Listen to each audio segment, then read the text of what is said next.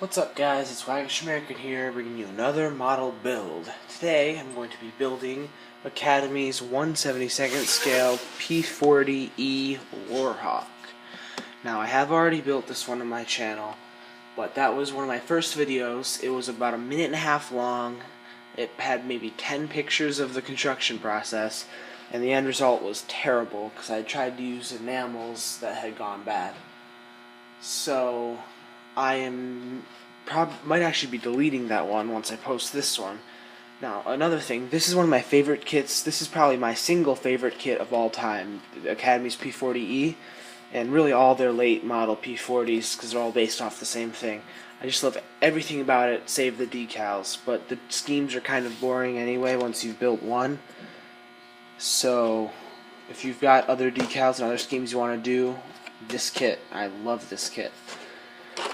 This time, I am going to be doing something a little bit different. I found some art and was reading a little bit about how Japan actually captured several P-40s in World War II and did not just evaluate them, but actually press them into service. It's actually a pretty interesting story. I'll link it in the description if I can find the webpage again, of a Japanese P-40 accidentally shooting down a Japanese bomber. I find it kind of interesting that no matter who's flying it, P-40s are shooting down the Japanese. But I'm going to be finishing this in the only scheme I could find of the Japanese ones. It was an artist's rendering based on a diary entry of a Japanese mechanic that described it as being the 50th Sentai. I'm probably pronouncing that wrong, I'm sorry. So it has that amazing lightning bolt down the tail. There wasn't anything else about numbers or anything, so it's going to be very simple. Just smack some Hinomarus and then paint up the lightning bolt. Onto the kit. Starting with the instructions. They're in this fold out, which is kind of annoying, but not really that big of a deal. Since it's a shorter kit with not too much detail, it doesn't get too out of hand. Revel does this style, but they do it like a loose leaf. In some of their larger kits, it gets really hard to keep everything in order. Really simple, easy to follow along. They use numbers for paint code, which is nice, instead of letters, which can cause trouble for some people. The schemes provided in this kit are, you get the one with the tiger mouth. It's not a flying tigers, but it does have a tiger mouth. It's actually not even based in China. This one, I don't really know a whole lot about this one. It's kind of interesting, but for my green and sand, I like to keep it to flying tigers or RAF P-40s. There's another one, but I seem to have lost the painting guide. Clear parts. Another thing that's really nice about this kit, so many spares for your spares box. Because all of Academy's late model 72nd scale P-40s are based on the same 3 sprues, with 1 sprue changed out for the different fuselage types, because the aircraft is basically interchangeable beyond that. So you get all these extra cockpit pieces, like this extended canopy piece, the shortened one. The only one you use for the E is this shorter windscreen here, and this medium length sliding part. This is the sprue that changes with each model. You get your exhaust and your model specific fuselage pieces. I think this one can be converted to one other one because it does include this piece right here. I believe you can cut out these rear windows and put this piece in its place, and that will let you use that longer canopy, but I have not had the opportunity to try building it that way yet. Just a demonstration of why I love this kit so much. This is a mid to late 90s mold, so it's getting up there in age, and this is a fairly new boxing of it. Look at that, not a gap, just fits perfectly, and then you got your pretty nice recessed panel lines. In general, I'm a huge fan of Academy. I don't like their decals. A lot of people don't like them for some reason, but I really like Academy kits. As long as you have another source for decals, you're golden when it comes to Academy. Here's the other sprue. You've got a bunch of extra parts, different wheels, different spinner, different versions of the landing gear doors. Then you got your bottom of your main wing, which has some nice detail in the wheel wells. It's not just flat like some kits will give you. So, yep, that's going to be my project. I am going to have this done pretty soon. It should be a pretty quick build. And I'm probably going to go buy a couple more of these. Alright, let's get building. I began construction as I usually do with the cockpit. All the cockpit parts were painted in Tamiya's version of chromate green, which I don't know the number of because I don't have it in front of me right now. I gave it future, used panel line accent color to pick out specific details, painted small bits, and pretty much just built it straight out of the kit.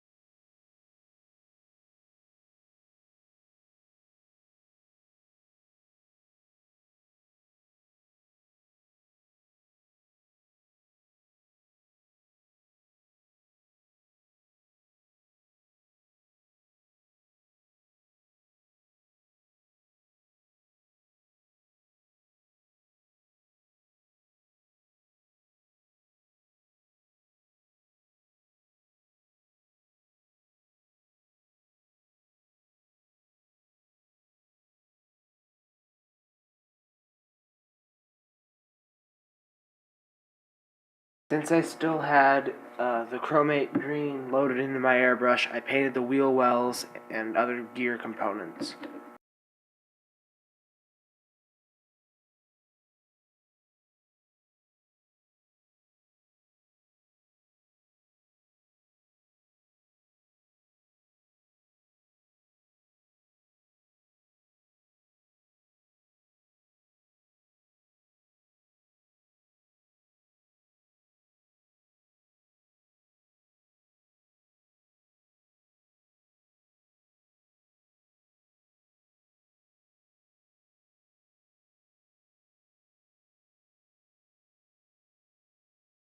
And here you can see me painting the cockpit interiors with future.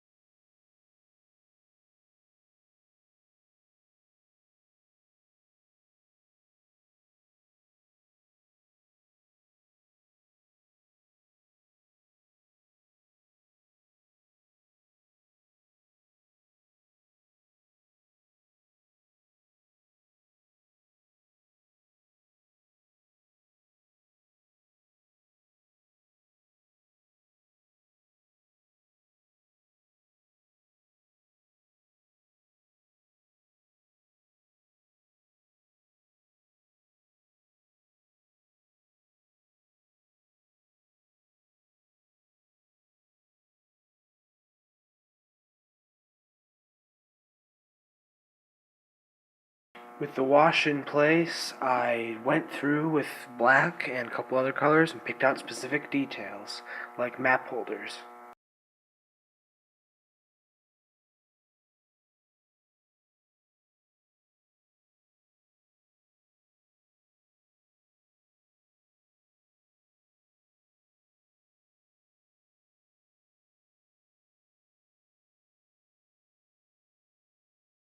Using regular old masking tape, I cut thin strips to make seatbelts out of. There was a lot of open area on the canopy, and it really pops in the finished model.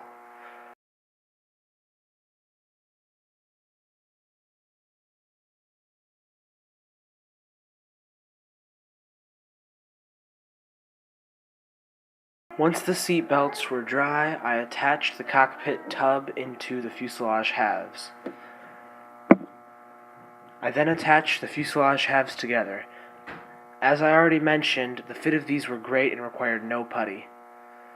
The lower wings were then added, with the upper surfaces of the wings tacked on once they were dry.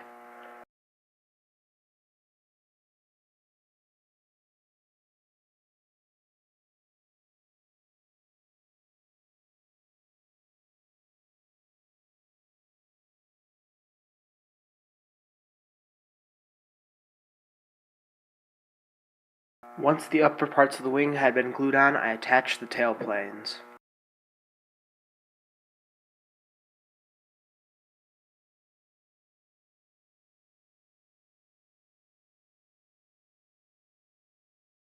Once those were attached, basic construction was done, and after masking, I attached the canopy to the model with white glue.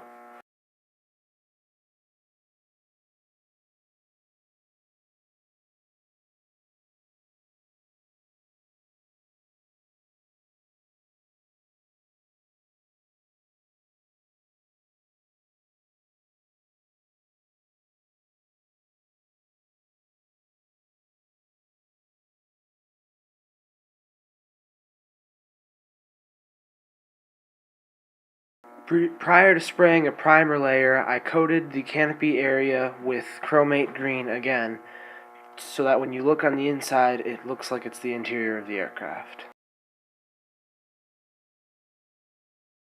I just recorded the airbrushing of one wing for you. The pre-shading can't really be seen super great with this dark green color, but the idea is you spray your thick color, like thickly, panel by panel, and then mist over the whole area with the color, which should leave the impression of discoloration around the panel lines, breaking up the monotonous tone. With this dark green and my lack of experience doing this, it didn't turn out super great on the upper surfaces, but it came out pretty darn visible on the lower surfaces.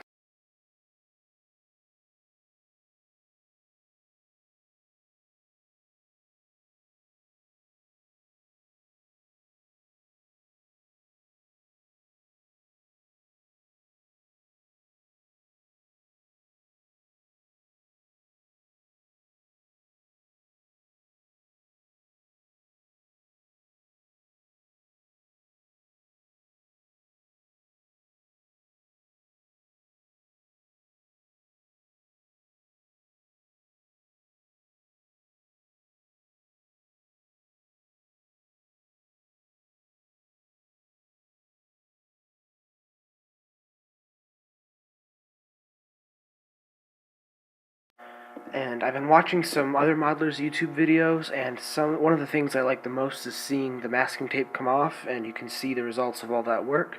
So I've decided to try including that in a couple of my videos. Here I am removing the masking tape, and in a second I will remove the masking tape of the 50th Sentai lightning bolts I did, which was an extremely rewarding moment, because the lightning bolts came out very well, much better than I was expecting originally.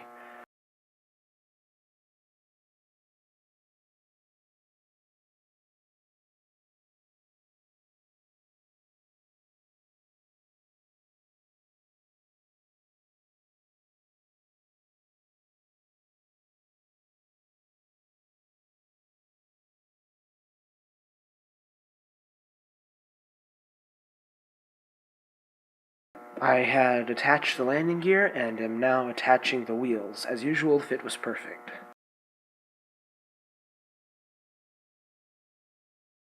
Using a pair of fine tweezers and some quick-curing superglue, I attached all of the landing gear doors. I recorded a couple of my decaling process. What I did, I rubbed micro set on the surface first, then placed the decal. Then I cover the decal in microsol. After giving it 45-ish minutes to sit, I take a toothpick and shove it down the decal, down the panel lines.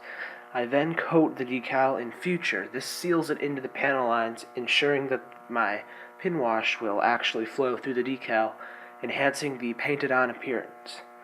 I found that this works really well and will continue to use this method almost exclusively.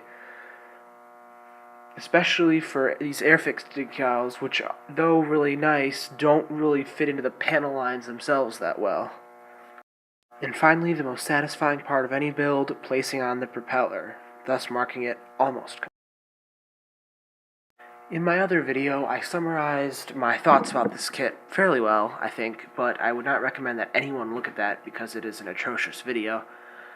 Overall, I really like this kit. I've already mentioned it is my favorite kit ever as far as plastic kits go. I had a really fun time doing it up in this captured scheme. I would like to do more of these different from the decals builds. Like I've got a BF-109 coming up that's going to be done in Swiss markings, and I want to do a 0 in American markings. Yeah, I'll leave a couple more thoughts about this kit in the description because I don't really want to reiterate what I've already said. And see you next time. Waggish American out. Bye.